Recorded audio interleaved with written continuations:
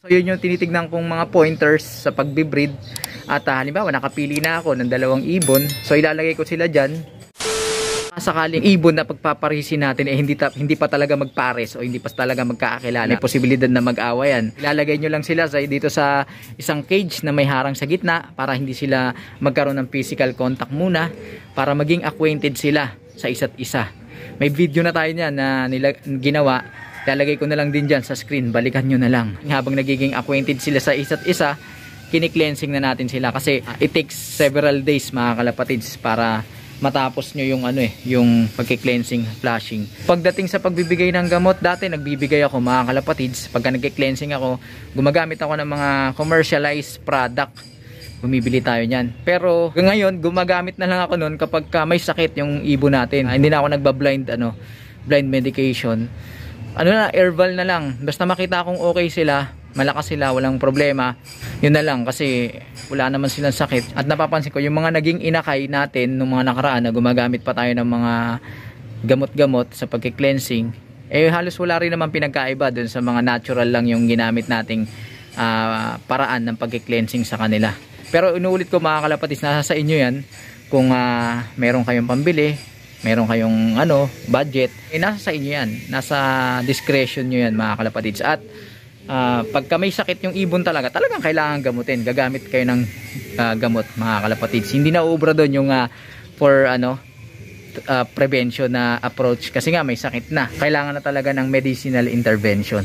Pag natapos nyo na yung panlabas at pangloob na cleansing sa kanila, pwede nyo na silang pagsamahin mga kalapatids ng Kanubi. At doon pwede nyo nang bigyan ng mga vitamins, supplements, kung ano-ano pa man mga kailangan nila. Number 1, yung grits mga kalapatids, kailangan ng ibon natin yan, lalo na yung hen na siya ang magpo-produce ng eggshell, kaya kailangan niya yung calcium. Pag kulang sa calcium yung hen, pansinin niyo matagal siya bago manganak.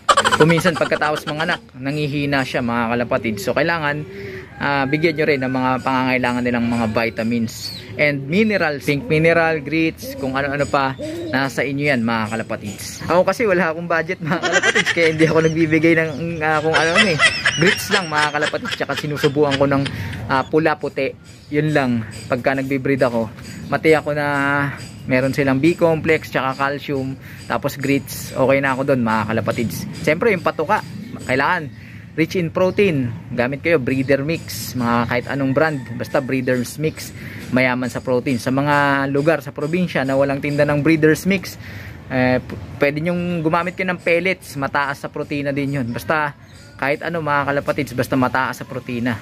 At tuloy-tuloy na yun mga kalapatids hanggang sa mag-itlog, mapisa yung itlog, magsubo. So ganun lang ginagawa natin sa pagbe-breeding mga kalapatids na Kanubi. Samantala silip tayo dito mga kalapatids, pwede na tong iwalay Pinanganak to hindi ako nagkakamali, August 4. Pasintabi sa mga dumi nila mga kalapatids. No animals were harmed during the filming of this video. Labas nga natin to. Kung hindi ako nagkakamali, 23 days na to at pwede na tong iwalay. Tumutuka na to Ayan. Ito yung anak ni Angel, yung ating 6 overall champion na ipinaris natin dito sa itim na to. Ayan. May nagtatanong kasi dun sa atin na isang kalapatids, paano daw yung paaamuin yung ibon. Mas maganda kung bata pa lang, sinusubuan mo na. Pero pwede pa naman yung mga ganitong edad, yung natututo pa lang tumuka. Lagi mong pakakainin sa kamay mo, i-apply mo sa kanya yung reward system na tinatawag, yung ginagamit sa circus. Pagka may pinagawa ka dun sa ibon at nagawa niya ng tama, bibigyan mo ng patuka.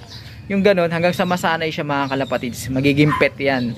At kapag ikaw pupunta ka halimbawa sa labas, nasa balikat mo lang yan o nasa kamay mo lang yan. Pagka pinalipad mo yan, iikot yan, then dun sa'yo dadapo yan, kung baga ikaw ang makikilala.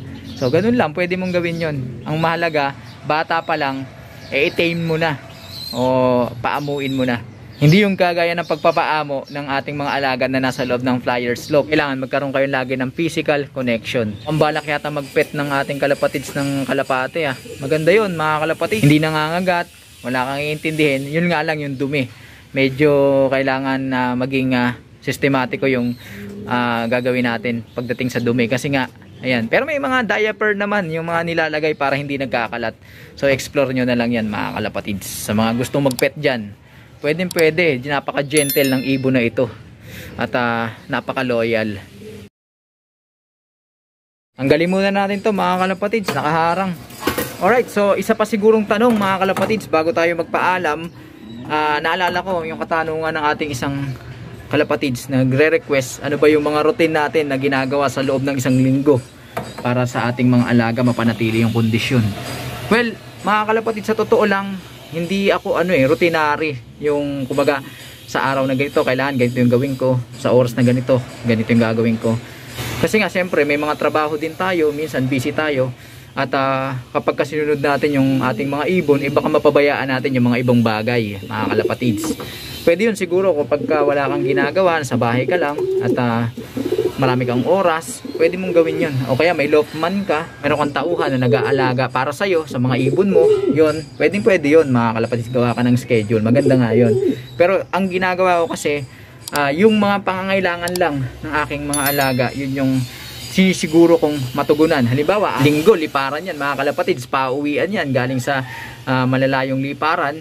So ang tendency niyan, stress yung ating mga alaga, kailangan i-recover at flashing mga kalapatids. Lunes, automatic yan, flashing yan mga kalapatids. Sa araw na yun, gumagamit lang ako ng mga herbal mga kalapatids. Alam nyo na yan, yung mga pinapainom nating herbal sa kanila. Nagsusubo tayo ng bawang, binibigyan natin sila ng mga herbal juices. So yun lang aking ginagawa. Kung nag-flashing tayo mga kalapatids, natural, mapa-flash dyan yung mga bad at maging yung good bacteria. Kaya sa araw ng Martes o sa mga susunod na araw, tinitiyak ko na bibigyan ko sila ng probiotics para ma-replenish yung good bacteria na nasa kanilang panloob na sistema. So probiotics, and then kung naglilipad kayo, madalas kayo nagtitraining o kaya active kayo sa training program na ginagawa nyo, halimbawa low flying, ranging, self-toss, madalas kayo magganon. So siyempre kailangan bigyan nyo sila ng electrolytes mga kalapatids. Kung tamang low fly lang, pwede na yung tubig o kaya lagyan nyo ng probiotics. Normally 2 times a week lang ako nagbibigay ng probiotics sa kanila. Hinahalo ko na lang dun sa kanilang tubig.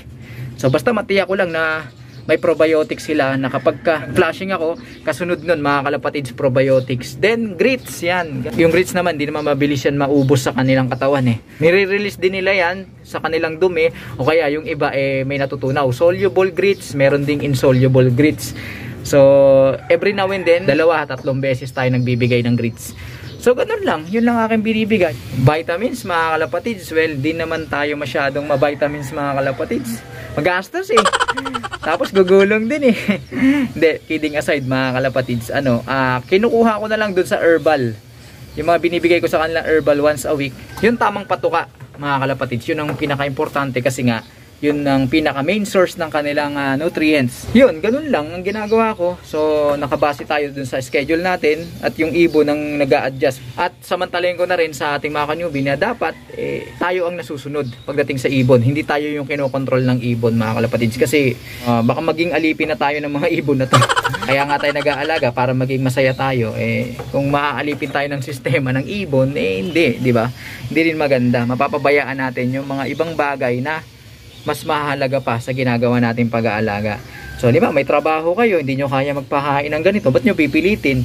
So, gawa kayo ng pamamaraan, sistema na aplikable dun sa sitwasyon na meron kayo. Pwedeng gumaya sa iba, yung diskarte ng iba, pwede naman mga kalapatids kung kayang-kaya. Pero yun lang may papayo ko sa mga kanubi natin dyan, na pumili kayo ng diskarte na angkop sa sistema ninyo. Iba-iba naman tayo ng kalagayan, iba-iba tayo ng loft, iba-iba tayo ng mga sitwasyon, iba-iba tayo ng schedule sa buhay. Eventually magagamay ninyo yan. Isip lang kayo ng pamamaraan. Kung may naisip kayo tapos sinubukan nyo, hindi nag-workout, di isip kayo uli nung sa palagay ninyo mas magwo-workout o gagana dun sa inyong ginagawang pag-aalaga. So yun mga kalapatids, ang dami natin pinag-usapan ngayon.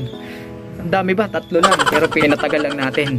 At sana may nakuha kayong tips kahit papaano sa ginawa nating kwentuhan. At kung ikaw na nanonood hindi ka pa nakapag-subscribe, subscribe ka na, hit mo ang notification bell para nang sa ganun updated ka sa ginagawa nating kwentuhan. Mag-like, comment, share sa video ito kung yung nagustuhan, at suportahan ang ating Facebook page para sa tuloy-tuloy na kwentuhan, nakapupulutan ng mga kaalaman. Ano mga kalapatids? Hanggang sa muling pagkikita. Paalam! Ayan. Shout out doon sa mga nagtanong mga kalapatids, nakalimutan kong banggitin.